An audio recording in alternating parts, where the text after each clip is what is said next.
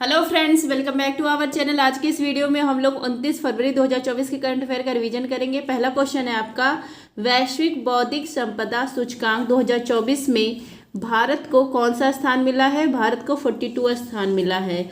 बौद्धिक संपदा सूचकांक 2024 जारी कौन करता है? यूएस चैम्बर्स ऑफ कॉमर्स यह जारी करता है। पहला स्थान है यूएसए का, दूसरा स्थान है इंग्लैंड का और भारत की रैंक है 42। 55 देशों में भारत की रैंक है 42। विश्व स्तर पर होता है WIPO, वैश्विक बौद्धिक संपदा संगठन। इसकी स्थापना हुई थी 1967 में। हेडक्वार्टर है जिनेवा में। ये जो होता है ना वैश्विक बौद्धिक संपदा संगठन, मतलब कॉपीराइट, ट्रेडमार्क, पेटेंट, ये सब बौद्धिक संपदा है।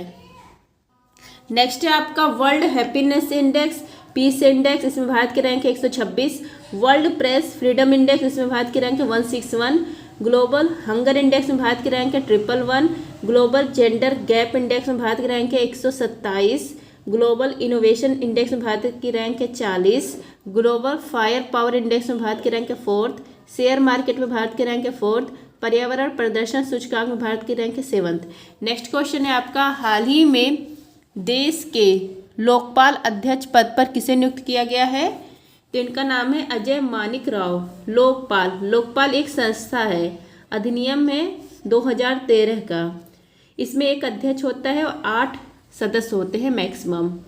इसका काम क्या है? इस संस्था का काम है भ्रष्टाचार को रोकना। विश्व में पहली बार इस संस्था यह कहाँ पर बनी थी? स्वीडन में शुरू की गई थी। स्वीडन में लोकपाल को कहा जाता है ओम्बुड्समैन कहा जाता है। लोकपाल को वहाँ ओम्बुड्समैन कहा जाता है। और ये जो लोकपाल शब्द है भारत में देने वाले कौन है? डॉक्टर LM सिंघवी हैं।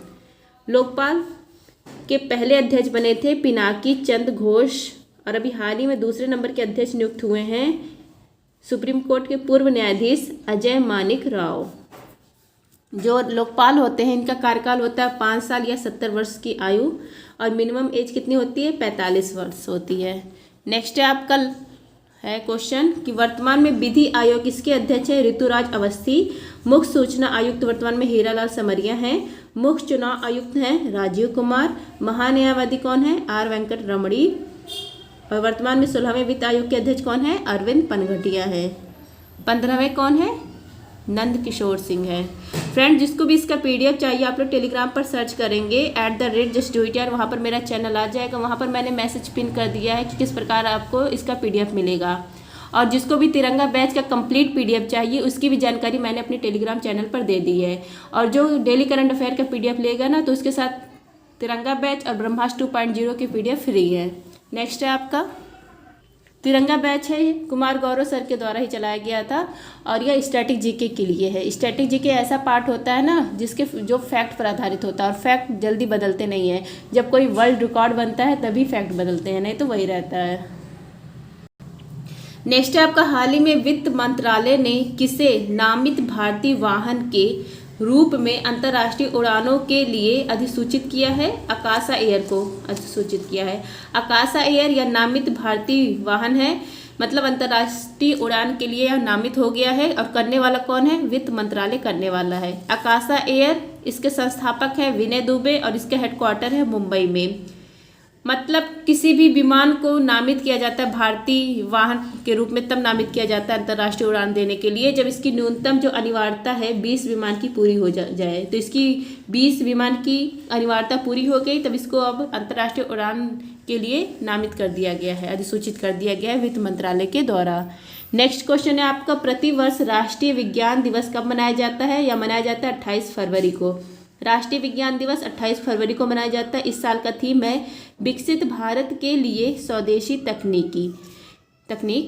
क्यों मनाया जाता है? क्योंकि 28 फरवरी 1930 को CV रमन को भौतिकी का नोबेल पुरस्कार दिया गया था।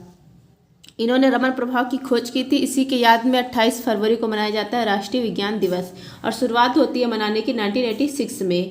नेक्स्ट आपका भारत रत्न के बारे में देखिए। पहली बार भारत रत्न 1954 में दिया गया था 3 लोगों को, सर्वपल्ली राधाकृष्णन, CV रमन और C राजगोपालाचारी। मरणोपरांत पहला भारत रत्न दिया गया था लाल बहादुर शास्त्री को। ऐसे 2 ही विदेशी हैं जिनको भारत रत्न दिया गया है, एक है खान अब्दुल गफ्फार खान और एक है नेल्सन मंडेला।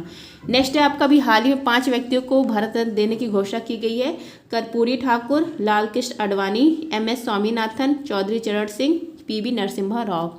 देखिए 1 साल के अंदर मैक्सिमम 3 ही लोग को भारत रत्न दिया जा सकता है, लेकिन अभी यहाँ पर ईयर की कंफर्म घोषणा नहीं हुई है, तो इसीलिए ये नहीं पता है कि ये किस ईयर के लिए दिया गया है, क्योंकि मैक्सिमम एक बार में भारत रत्न 3 ही लोग को दिया जा सकता है। पहले संगीतकार कौन है जिनको भारत रत्न मिला? इनका नाम है यस सुब्बा लक्ष्मी। 1998 में इनको मिला था भारत रत्न। नेक्स्ट क्वेश्चन है आपका, हाल ही में स्वयं प्लस प्लेटफॉर्म किसने लॉन्च किया है? स्वयं प्लस प्लेटफॉर्म इसको लॉन्च किया है शिक्षा मंत्रालय ने। वर्तमान में इसके मंत्री धर्मेंद्र प्रधान, इनके द्वारा ये लॉन्च किया गया है। कहाँ पर लॉन्च किया गया है? नई दिल्ली में। इसका काम है व्यवहारिक शिक्षा को बढ़ावा देना। जो ये MOOC massive open online course करवाया जाएगा, इसमें 43 मिलियन स्टूडेंट्स जुड़ेंगे। तो यह मतलब व्यवहारिक शिक्षा को बढ़ावा देना इसका उद्देश्य है। मतलब ऐसी शिक्षा ली जाए जो हमारे दैनिक जीवन में प्रयोग की जाए। इस शिक्षा को बढ़ावा देने के लिए स्वयं प्लस प्लेटफॉर्म स्टार्ट किया गया है शिक्षा मंत्रालय के द्वारा। नेक्स्ट है आपका, हाल ही में जगन्नाथ दिघी वाटर फ्रंट विकास परियोजना का उद्घाटन कहाँ हुआ है? त्रिपुरा में। जगन्नाथ दिघी वाटर फ्रंट विकास परियोजना यह लॉन्च किया गया है त्रिपुरा में और करने वाले हैं यहाँ के मुख्यमंत्री डॉक्टर माणिक साह। इसका उद्देश्य है पर्यटन को बढ़ावा देना और बुनियादी ढांचा इसको बढ़ावा देना। जब पर्यटन को बढ़ावा दिया जाएगा तो वहाँ के आसपास जितनी भी ज़रूरत की चीज़ें हैं वो भी सब बढ़ेगी। तो बुनियादी ढांचा को बढ़ावा देना जिससे पर्यटक यहाँ पर बढ़ सके। नेक्स्ट है आपका, त्रिपुरा में ही चेष्टा पहल स्टार्ट की गई है। चेष्टा पहल ये बाल विवाह उन्मूलन के लिए स्टार्ट की गई है त्रिपुरा में। नेक्स्ट है आपका, त्रिपुरा 3 ओर से किस देश से घिरा है? तो 3 ओर से बांग्लादेश से घिरा है। जीरो लाइन बांग्लादेश और त्रिपुरा के बीच में है। खारची पूजा, केर पूजा, गरिया पूजा, होजागिरी त्यौहार, कोक बरोक भाषा ये सब कहाँ की है? त्रिपुरा की है। त्रिपुरा कब राज्य बना? 21 जनवरी 1972 को बना और इसकी राजधानी अगरतला। नेक्स्ट है आपका, हाल ही में 33 गेंदों में T20 इंटरनेशनल का सबसे तेज शतक लगाने वाले जॉन निकोल का संबंध किस देश से है? इनका संबंध है नामीबिया से। नेपाल और यहाँ पर नामीबिया का मैच चल रहा था। यहाँ नामीबिया के खिलाड़ी हैं जॉन निकोल। इन्होंने 33 गेंद में शतक बना दिया है, 100 रन। तो यह विश्व का सबसे तेज सेंचुरी है जो बनाया है जॉन निकोल ने। और ये कहाँ के हैं? ये हैं नामीबिया के हैं। इससे पहले किसके नाम था यह रिकॉर्ड? तो कुशल मल्ला, ये नेपाल के थे। इन्होंने 34 गेंद पर मारी थी शतक, तो इनके नाम था। लेकिन अब ये रिकॉर्ड टूट गया है और 33 गेंद में 100 रन बना दिए हैं जॉन निकोल ने। रोहित शर्मा ने 35 गेंद में शतक बनाया है। यह भारत का फास्टेस्ट है। नेक्स्ट है आपका नामीबिया। यहाँ से कूनो राष्ट्रीय उद्यान जो मध्य प्रदेश में है, यहाँ पर चीते चीतिया आए थे, 8 चीते चीतिया। नेक्स्ट क्वेश्चन है आपका, हाल ही में किसने भारतीय हॉकी के CEO पद से इस्तीफा दिया है? इनका नाम है एलेना नॉर्मन। भारतीय हॉकी इसके CEO पद से इस्तीफा दे दिया है एलेना नॉर्मन ने। कहा है इन्होंने कि घुटन भरा माहौल है, यहाँ पर अपमान होता है, राजनीति होती है यहाँ पर, इसीलिए इन्होंने इस्तीफा दे दिया है। अगर आपसे पूछे भारतीय हॉकी इसके अध्यक्ष कौन है, तो इसके अध्यक्ष है दिलीप तिर्की। भारतीय हॉकी की स्थापना होती है 2009 में। नेक्स्ट है आपका, हाल ही में पशु कल्याण के लिए राष्ट्रीय पहल वनतारा किसने लॉन्च किया है? रिलायंस समूह ने लॉन्च किया है। वनतारा यह राष्ट्रीय पहल है। इसका उद्देश्य है पशु कल्याण। मतलब ये वनतारा है ना, इस शब्द का अर्थ होता है जानवरों का सितारा। पशुओं का उपचार, देखभाल इसके जरिए किया जाएगा और यह राष्ट्रीय पहल है। पूरे भारत में यह पहल स्टार्ट की जाएगी। रिलायंस समूह के द्वारा यह लॉन्च किया गया है। नेक्स्ट है आपका 10वां क्वेश्चन, लास्ट क्वेश्चन। हाल ही में नई दिल्ली में आयोजित एशियन ट्रैक साइकिलिंग चैंपियनशिप 2024 में सर्वाधिक पदक किसने जीता है? मलेशिया ने जीता है। एशियन ट्रैक साइकिलिंग चैंपियनशिप 2024 इसका आयोजन किया गया इंदिरा गांधी स्पोर्ट्स स्टेडियम नई दिल्ली में। पहला स्थान आया मलेशिया का, दूसरा स्थान आया जापान का, तीसरा स्थान आया है कोरिया का। तो यहाँ पर पूछा है सबसे ज़्यादा पदक किसने जीता? तो सबसे ज़्यादा पदक मलेशिया ने ही जीता होगा, तभी पहला स्थान आया है। तो सबसे ज़्यादा पदक मलेशिया है। मलेशिया की राजधानी कुआलालंपुर और मुद्रा है रिंगिट। भारत ने यहाँ पर 18 पदक जीता है। 9 गोल्ड है, 6 सिल्वर है और 3 ब्रॉन्ज है।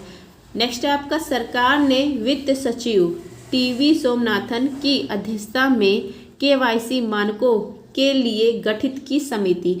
आई होप फ्रेंड्स आप सबको आज की क्लास पसंद आई होगी। क्लास पसंद आई तो please like share and subscribe. धन्यवाद। जय हिंद।